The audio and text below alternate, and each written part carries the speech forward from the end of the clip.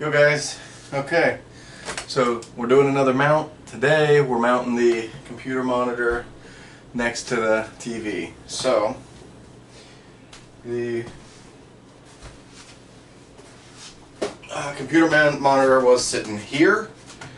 So this was my original setup with this on the tabletop. However, I realized the tabletop space is pretty important. Additionally, the microphone, I've been having it off its stand, which isn't great for the overall sound quality because it was too tall to go under the computer monitor while I was sitting on the filing cabinet here. So I have gotten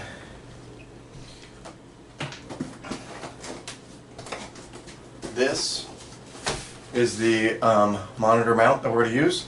So it's got like a hydraulic arm on it, so I'll be able to go up, down, kind of get some more range of motion out of the mount. So the mount's going to just go in to the wall here, and that'll mount the computer monitor up high, but with the ability to kind of drop down low and swivel as I need. So to save some time, I took the monitor off of its base, so it's ready to be attached to the mount. I've also already located my stud right here, so we're ready to put in a couple holes into the stud, and then we can fasten the mount to the wall and we're good to go. So I'm going to go ahead and get started with that.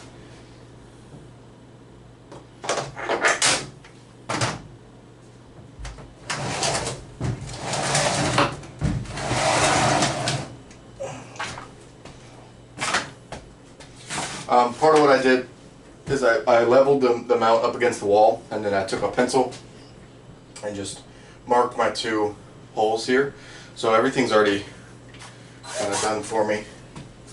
Alright, cool. Okay, so we're going to go ahead and get started. I'm just moving the cords and things out from underneath. That way once I've made a mess, I can just come in here with the vacuum and get up any dust and drywall and stuff like that. So let's go ahead and make a couple holes here.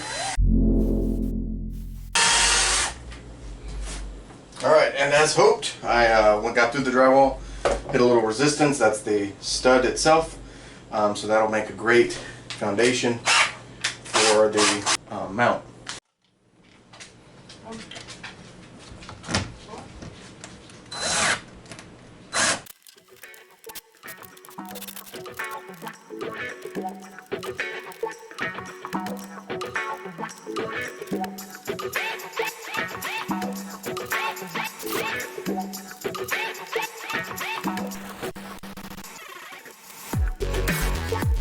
Okay, cool. So that's the hardware mounted to the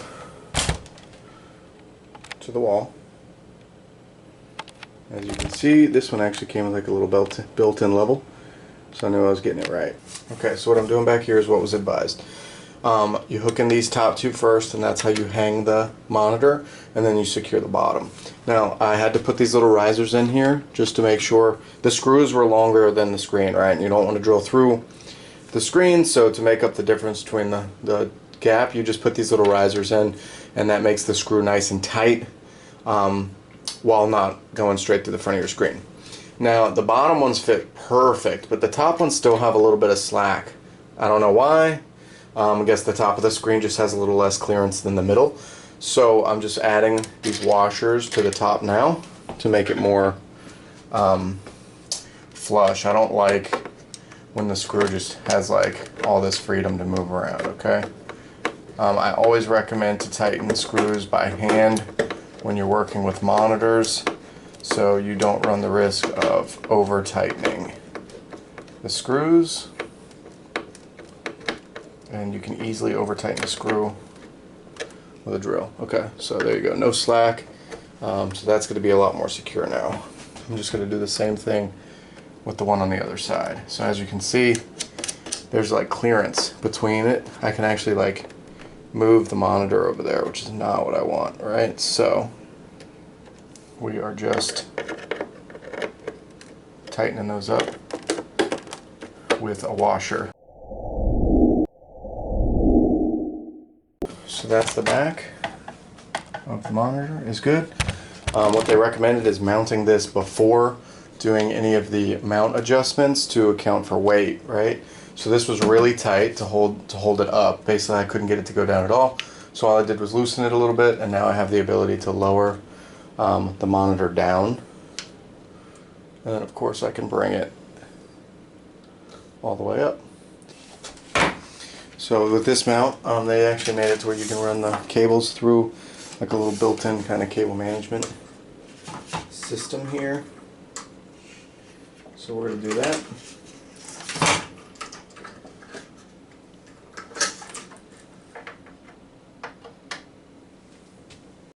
So now I got power and video.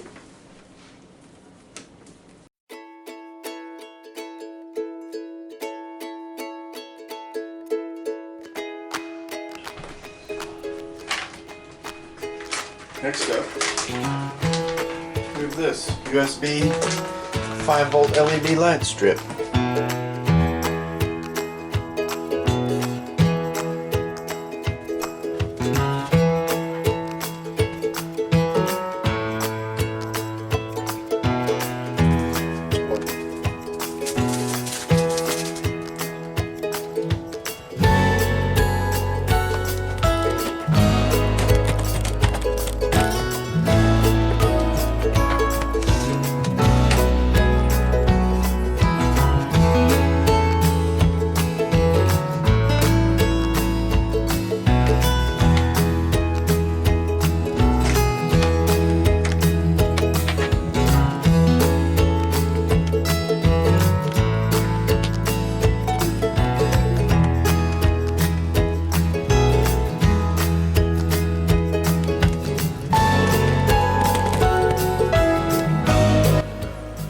New monitor mounted. I'm going to do some LEDs behind the TV as well, so I'll get a nice glow. But that's it. Thanks for watching.